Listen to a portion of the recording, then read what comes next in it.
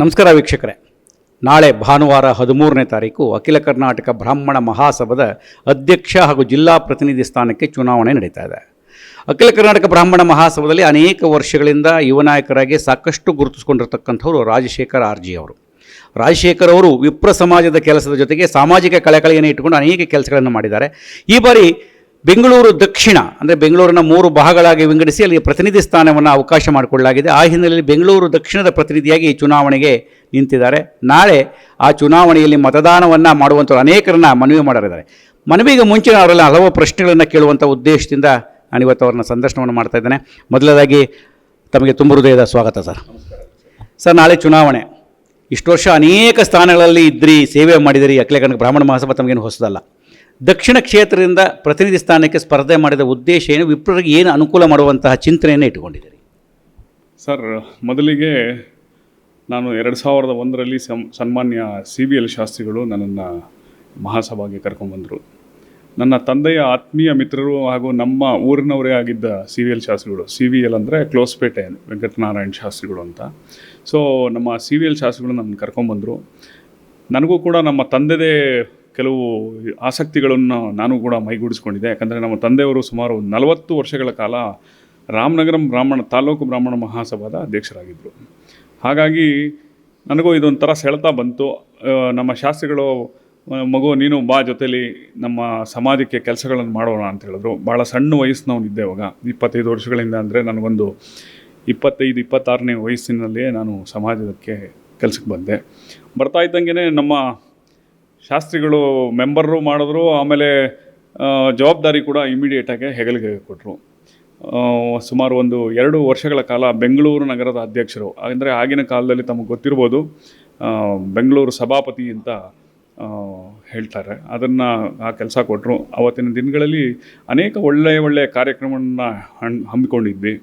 ವಿನೂತನವಾಗಿ ಏನಾನ ಕೊಡಬೇಕು ಅನ್ನೋದು ನಮಗೆ ಯಾವತ್ತಿಂದನೂ ಇತ್ತು.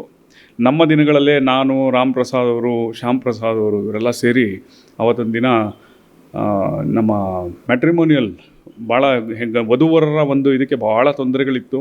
ಹಾಗಾಗಿ ಮ್ಯಾಟ್ರಿಮೋನಿಯಲ್ನ ಅಖಿಲ ಕರ್ನಾಟಕ ಬ್ರಾಹ್ಮಣ ಸಂಘದಲ್ಲಿ ಹುಟ್ಟಾಕಿದವರೇ ನಾವು. ಸೊ ಹಾಗಾಗಿ ಅದು ಮೊದಲು ನಮ್ಮಿಂದ ಶುರುವಾಯಿತು. ಇವತ್ತು ಅದು ಏನೋ ಬೇರೆ ಒಂದು ತಿರುವು ತೊಗೋಬೇಕಾಗಿತ್ತು. ಯಾಕೋ ಅಲ್ಲೇ ಒಂದು ಕುಂಠಿತವಾಗಿ ಅಲ್ಲೇ ನಿಂತ್ಕೊಂಡ್ಬಿಟ್ಟಿದೆ.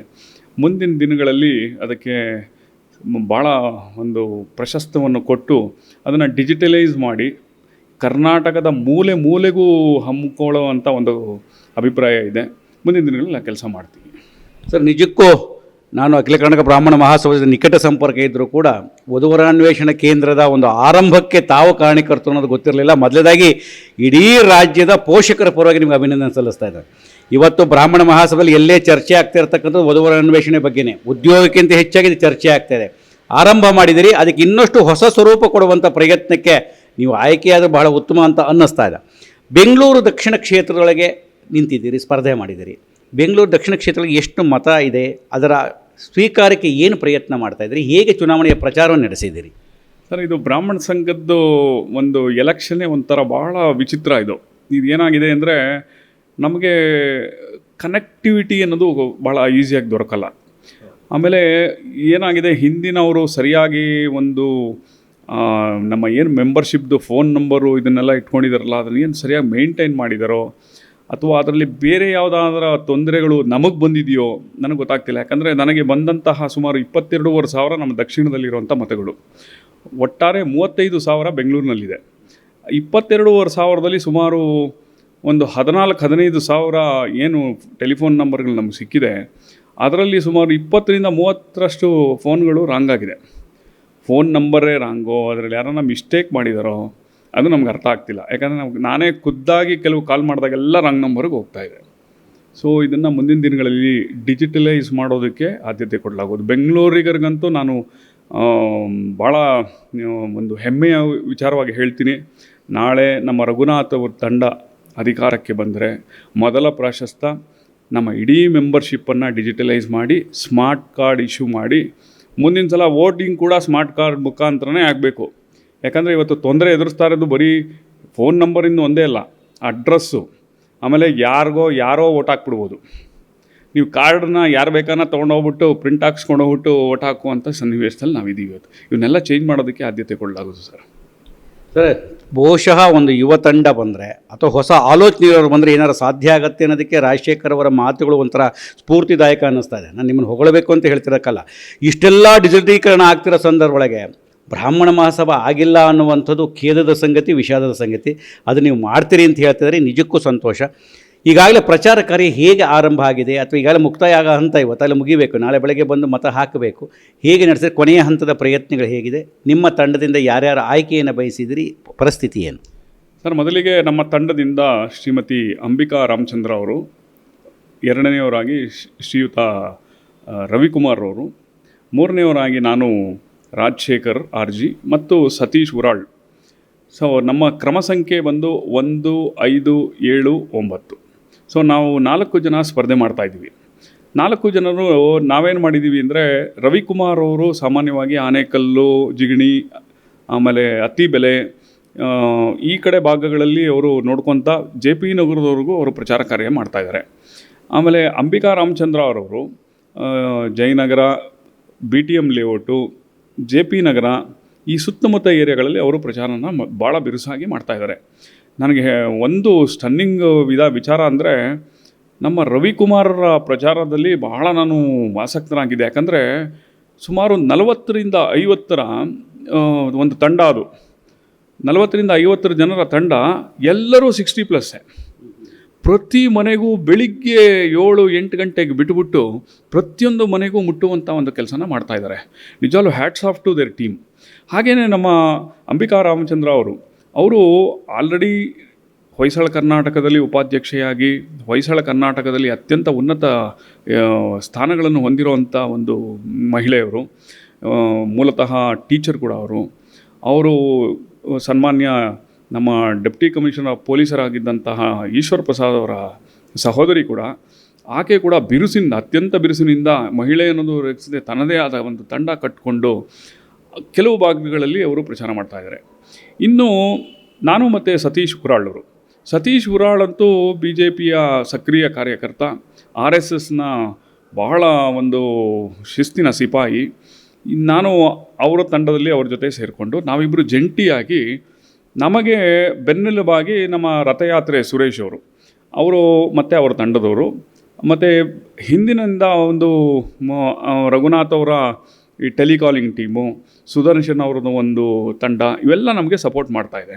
ಮತ್ತು ಏನಾಗ್ತಿದೆ, ನನ್ನ ಅನೇಕ ಸ್ನೇಹಿತರುಗಳು, ಈಗ ನಮ್ಮ ರವಿಶಂಕರ್ ಕೇಳಿರ್ಬೋದು, ಸಿನಿಮಾ ರವಿಶಂಕರ್ ಅವರು, ಅನಿಲ್ ಕುಮಾರ್ ಅವರು, ಹೀಗೆ ಪ್ರತಿಯೊಬ್ಬರು ನನ್ನ ಕರೆದು ಇವತ್ತು ಇಷ್ಟು ಮನೆಗೆ ಹೋಗೋಣ ಬನ್ನಿ ಅಂತ ಕರೀತಾ ಇದ್ದಾರೆ. ಬಟ್ ಮೇಜರಾಗಿ ನಮ್ಮ ರಥಯಾತ್ರಾ ಸುರೇಶ್ ಅವರ ಒಂದು ಕಾರ್ಯವೈಖರಿ ನನಗೆ ಭಾಳ ಇಷ್ಟ ಆಯಿತು. ಯಾಕಂದರೆ ಪ್ರತಿಯೊಂದು ಈ ಮನುಷ್ಯ ಸುಮಾರು 40 ವರ್ಷದಿಂದ ಅಖಿಲ ಕರ್ನಾಟಕ ಬ್ರಾಹ್ಮಣ ಮಹಾಸಭಾದಲ್ಲಿ ಗುರುತಿಸ್ಕೊಂಡಿದ್ದು ಪ್ರತಿ ಮನೆಯನ್ನು ಬಲ್ಲುವಂಥ ವ್ಯಕ್ತಿಯಾಗಿದ್ದಾನೆ. ಸೊ ಇದು ನಿಜವಾಗ್ಲೂ ಒಂದು ಸೋಜಿಗದ ಸಂಗತಿಯೇ. ಅವರು ನಮ್ಮನ್ನು ಎಲ್ಲ ಮನೆಗಳಿಗೂ ಅಲ್ಲ ಅಂದರು, ಯಾಕಂದರೆ ಬೆಂಗಳೂರು ನಿಮಗೆ ಗೊತ್ತಿರುವುದು ಸುಧೀಂದ್ರ ಅವರೇ, ತುಂಬ ಕಷ್ಟ. ಒಂದು ದಿನಕ್ಕೆ ಒಂದು 60-70 ಮನೆಯನ್ನು ಮುಟ್ಟುವಂಥ ಒಂದು ಕೆಲಸವನ್ನು ನಡೆದಿದೆ. ಸರ್, ಬಹುಶಃ ಸಾರ್ವತ್ರಿಕ ಚುನಾವಣೆಯಲ್ಲಿಯೂ ಈ ರೀತಿ ಮನೆಗೆ ಹೋಗೋದು ಕಷ್ಟ ಏನೋ. ನೀವು ಬ್ರಾಹ್ಮಣ ಮಹಾಸಭಾದವರು ಅಭ್ಯರ್ಥಿ ಅನ್ನೋದಕ್ಕಿಂತ ಒಂದು ಬ್ರಾಹ್ಮಣರ ಸಂಪರ್ಕದ ಸೇತುವೆಯಾಗಿ ಪ್ರಯತ್ನವನ್ನು ಮಾಡ್ತಾ ಇದ್ದೀರಿ ಅಂತೇಳಿ ಅಂತ. ಸರ್, ನಿಮ್ಮ 4 ಜನರ ತಂಡ ಬಹುಶಃ ಒಂದು ವಿಶ್ವಾಸವನ್ನು ಇಟ್ಟುಕೊಂಡಿದ್ದೀರಿ, ನೀವು 4 ಜನರು ಆಯ್ಕೆ ಆಗ್ತೀರಿ ಅಂತ. ಅದ್ರ ಜೊತೆ ಒಳಗೆ ರಾಜ್ಯಾಧ್ಯಕ್ಷ ಸ್ಥಾನಕ್ಕೆ ತಾವು ಏನು ಬೆಂಬಲ ಸೂಚಿಸಿರ್ತಕ್ಕಂಥ ರಘುನಾಥ್ ಹೆಸರವರೆಗೆ ಹೇಗಿದೆ ವಾತಾವರಣ? ಸರ್, ಅದ್ಭುತವಾದ ವಾತಾವರಣ. ನಾನು ಹೋದ ಕಡೆಯೆಲ್ಲ ನೀವು ಯಾವ ಪಂಗಡದಿಂದ ಬಂದಿದ್ದೀರಾ, ನೀವು ಯಾರು ಅಂತ ಕೇಳ್ತಾರೆ. ನಾನು ರಘುನಾಥ್ ಅವರ ತಂಡದಿಂದ ನಾನು ಕೂಡ ಒಬ್ಬ ಸ್ಪರ್ಧಿಯಾಗಿ ಬಂದಿದ್ದೀನಿ ಅಂದ ತಕ್ಷಣ ಅವರು ಬನ್ನಿ ಅಂತ ಹೇಳಿ ನಮ್ಮನ್ನು ಸ್ವಾಗತಿಸುವ ರೀತಿಯಲ್ಲೇ ನಮಗೆ ಗೊತ್ತಾಗತ್ತೆ ಇದು ಪಾಸಿಟಿವ್ ಅಂತ. ನಾನು ಎಲ್ಲೂ ನೆಗೆಟಿವ್ನ ನೋಡಲೇ ಇಲ್ಲ. ಯಾಕಂದರೆ ಈ ಸಲ ರಘುನಾಥ್ ಅವರಿಗೆ ಯಾವ ರೀತಿ ಒಂದು ಬೆಂಚ್ ಮಾರ್ಕ್ಸ್ ಅಂದರೆ ಸಿಗ್ತಾ ಇದೆ, ಯಾವ ರೀತಿ ಒಂದು ಇದನ್ನು ಸಿಗ್ತಾ ಇದೆ ಅಂದರೆ ನಿಜವಾಗ್ಲೂ it is very very interesting, ಭಾಳ ಅದ್ಭುತ ಅದು. ಯಾಕಂದರೆ ಪ್ರತಿ ಕಡೆನೂ ಈ ಸಲ ನಾವು ತೀರ್ಮಾನ ಮಾಡಿದ್ದೀವಿ ಅನ್ನೋಂತ ಹೇಳ್ತಾನೆ ಇದ್ದಾರೆ. ಹಾಗಾಗಿ ನನಗನ್ಸುತ್ತೆ ರಘುನಾಥ್ ಅವರು ಬೆಂಗಳೂರಿನಲ್ಲೇ ಸುಮಾರು 6,000-7,000 ಲೀಡನ್ನು ತೊಗೋಬೋದು ಅಂತ ಅನಿಸುತ್ತೆ. ಬಹುಶಃ ಈ ಸರಿ ಪ್ರತಿಯೊಂದು ದಾಖಲೆ ಆಗತ್ತೆ ಅನಿಸುತ್ತೆ ಚುನಾವಣೆ ಒಳಗೆ. ಒಂದು ಕಡೆಗೆ ರಘುನಾಥ ತಂಡ ಎಲ್ಲರ ವಿಜಯದ ಜೊತೆಗೆ ಎಲ್ಲರೂ ನೋಡ್ತಾ ಇರ್ತಕ್ಕಂಥ ಎಷ್ಟು ಅಂತರ ಅಂತ ಚರ್ಚೆ ನಡೀತಿರ್ಬೇಕು. ನೀವು ಬೆಂಗಳೂರಲ್ಲಿ 5,000 to 6,000 ಅಂತರ ಅಂತಂದರೆ ರಾಜ್ಯದೆಲ್ಲ ಸೇರಿದ್ರೆ ಬಹುಶಃ ಒಂದು ದಾಖಲೆ ನಿರ್ಮಿಸಬಹುದು ಅಂತೇಳಿ. ನಾಳೆ ಬೆಳಗ್ಗೆ ಮತದಾನ 8 ರಿಂದ 4 ಗಂಟೆ. ನಿಮ್ಮ ಮತದಾರರಿಗೆ ನೀವೇನು ಮನವಿ ಮಾಡ್ತಾ ಇದ್ದೀರಿ? ಮಾನ್ಯ ಮತದಾರರೇ, ಆದಷ್ಟು ಬೇಗ ನೋಡಿ, ನಾವು ಬ್ರಾಹ್ಮಣರು ಮತದಾನ ಮಾಡೋದನ್ನು ಬಿಟ್ಬಿಡ್ತಾ ಇದ್ದೀವಿ. ಇಲ್ಲೇ ಅಲ್ಲ, ನಾವು ಸಾರ್ವತ್ರಿಕ ಚುನಾವಣೆಗಳಲ್ಲೂ ಕೂಡ ಮತದಾನ ಯಾಕೆ ಮಾಡಬೇಕು, ಅಯ್ಯೋ ನನ್ನ ಒಂದು ಮತದಿಂದ ಏನಾಗುತ್ತೆ ಅನ್ನೋದನ್ನು ನೀವು ಖಂಡಿತ ಅದನ್ನ ಇಟ್ಕೋಬೇಡಿ. ದಯಮಾಡಿ ಮತದ ಬೂತಿಗೆ ತೆರಳಿ ಬೆಳಿಗ್ಗೆನೇ ಬಂದುಬಿಡಿ 8 ಗಂಟೆಗೆ. ಯಾಕಂದರೆ ಹೋದ ಸಲ ಹಲವಾರು ವಿಚಿತ್ರಗಳು ನಡೆದೋಗಿದೆ. ಯಾರ್ದೋ ಓಟನ್ನು ಯಾರೋ ಹಾಕ್ಬಿಟ್ಟಿದ್ದಾರೆ ಅಂತ ಅನೇಕ ಪುಕಾರುಗಳಿದೆ. ಇದು ಯಾವುದಕ್ಕೂ ಆಸ್ಪದ ಕೊಡದೆ ನೀವು ಬೆಳಗ್ಗೆ 7 ರಿಂದ 8 ಗಂಟೆ, ಈ ಸಲ ಬೂತ್ಗಳು ನಂಬರ್ ಆಫ್ ಬೂತ್ಸು ಸೌತ್ ಇದರಲ್ಲಿ 37 ಬೂತ್ಗಳನ್ನು ಮಾಡಿದ್ದಾರೆ ಸುಧೀಂದ್ರ ಅವರೇ. ಸೊ ಇದು ಒಂದು ಭಾಳ ಅದ್ಭುತವಾದ ಒಂದು ಇದು. ಯಾಕಂದರೆ ನಿಮಗೆ 500 ರಿಂದ 600 ಓಟಿಗೆ ಒಂದು ಬೂತು. ಹಾಗಾಗಿ ನೀವು ಮತದಾನಕ್ಕೆ ಹೆಚ್ಚು ಕಾಯುವ ಶಕ್ತಿನೂ ಇಲ್ಲ. ನೀವು ಬರ್ಬೋದು, ಇಮಿಡಿಯೇಟಾಗಿ ನಿಮ್ಮ ಓಟನ್ನು ಫ್ರಾಂಚೈಸ್ ಮಾಡಿಬಿಟ್ಟು ಮನೆಗೆ ತೆರಳಬೋದು. ಕೆಲವು ಜನಕ್ಕೆ ನಮ್ಮ ತಂಡದಿಂದ ಊಟದ ಉಪಹಾರದ ವ್ಯವಸ್ಥೆ ಕೂಡ ಇದೆ, ನೀರಿನ ವ್ಯವಸ್ಥೆ ಕೂಡ ಮಾಡಿದ್ದಾರೆ. ಬಿಸಿಲು ಆಗೋದಕ್ಕಿಂತ ಮುಂಚೆ ತಪ್ಪದೇ ಮತದಾನ ಮಾಡಿ. ನಿಮ್ಮ ಅತ್ಯಂತ ಪವಿತ್ರವಾದ ಪ್ರಾಶಸ್ತ್ಯವಾದ ಮತ ಕೊಟ್ಟರೆ ನಮಗೆ ಮುಂದಿನ ದಿನಗಳಲ್ಲಿ ಒಬ್ಬ ಅತ್ಯುತ್ತಮ ನಾಯಕ ಸಿಗ್ತಾರೆ. ಸರ್, ತುಂಬ ಧನ್ಯವಾದಗಳು ತಮಗೆ.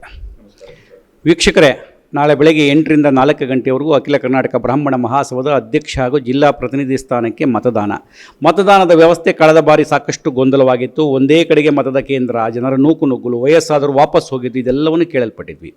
ಇವತ್ತು ಬೆಂಗಳೂರು ದಕ್ಷಿಣದ ಅಭ್ಯರ್ಥಿ ರಾಜಶೇಖರ್ ಅವರು ಹೇಳಿದ್ರೆ ಹೇಗಿದೆ ವ್ಯವಸ್ಥೆ ಅಂತ ಹೇಳಿದೆ. ಬೆಂಗಳೂರು ದಕ್ಷಿಣಕ್ಕೆ ಸಂಬಂಧಪಟ್ಟ ಹಾಗೆ APS ಕಾಲೇಜಲ್ಲಿ ಮತದಾನದ ಕೇಂದ್ರ 37 ಬೂತ್ಗಳು, ಅಂದರೆ ಒಂದು 500-600 ಜನಕ್ಕೆ ಒಂದು ಬೂತು ಅಂತಂದರೆ ಸುಲಭವಾಗಿ ಹೋಗಿ ಸುಲಭವಾಗಿ ಮತ ಹಾಕಿ ಬರಬಹುದು.